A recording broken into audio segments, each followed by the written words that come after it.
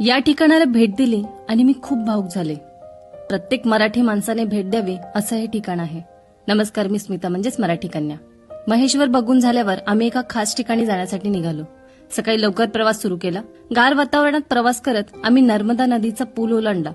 गावागावातून जाणाऱ्या रस्त्याने प्रवास करत वाटेत लोकांना रस्ता विचारत आम्ही पुढे जात होतो. आम्ही भेट देणार होतो वीर योद्धा श्रीमंत बाजीराव पेशवा यांच्या समाधीस्थळाला. वाटेत आम्ही पुन्हा एकदा रस्ता विचारला आणि अभिमान वाटावा असं काहीतरी ऐकलं. इथली माणसं पेशवा सरकार असा बाजीरावांचा मानाने उल्लेख करतात. त्या माणसाने बरोबर रस्ता दाखवल्यावर आम्ही रावेरखेडी या गावी आलो.